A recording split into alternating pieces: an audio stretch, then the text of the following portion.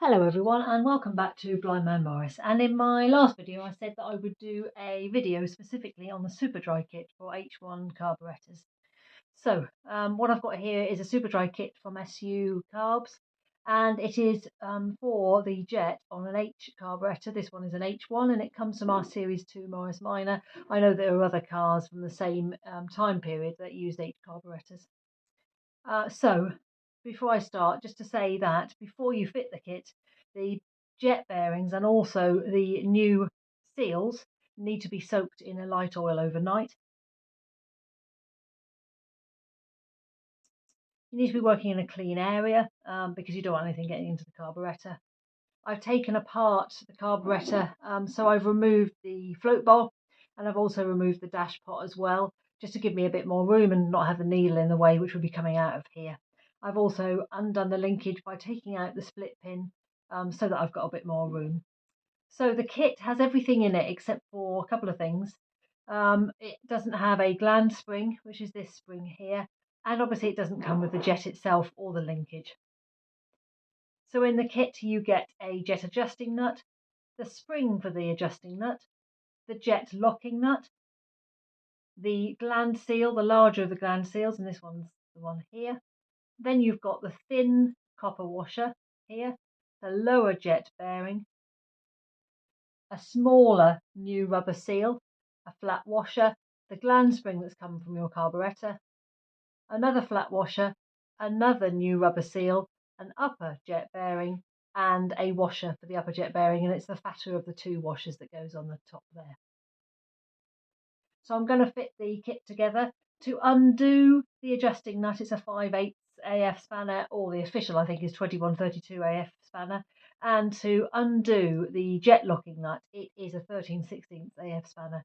There may be a Whitworth equivalent which would fit better because obviously this is quite old. So let's do this.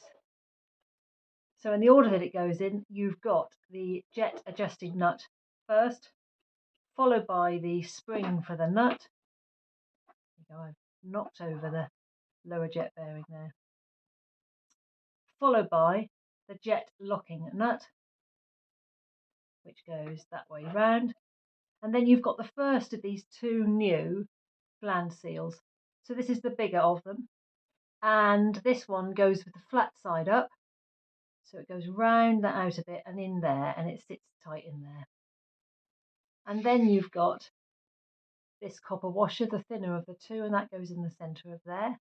And then you've got the lower jet bearing,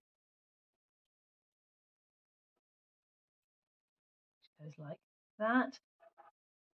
Then you've got the first of the small rubber seals, goes over there, followed by the little copper washer there, the flat washer, followed by the gland spring from your carburettor, which goes on there, followed by another flat washer there, followed by the second of the small rubber seals, which goes on there, followed by the upper jet bearing there, and lastly followed by the washer for the upper bearing, and it's the thicker of those two washers that came in the pack. And that's the lot, and then that would obviously then fit inside the carburettor like that, and because it's smaller inside it pushes up everything against it, and that's how it all fits.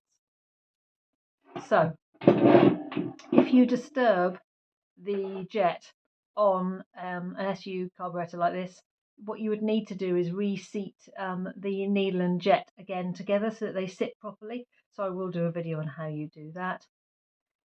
And that is how it goes together.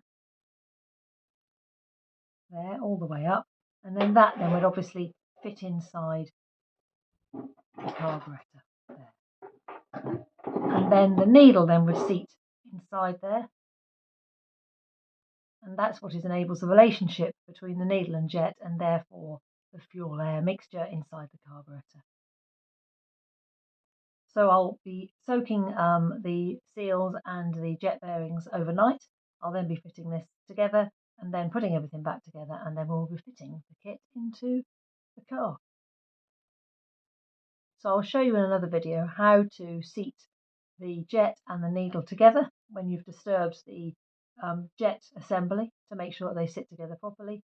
But I hope that's helpful and you've seen how to fit a SuperDry kit on an H carburettor. And there you go.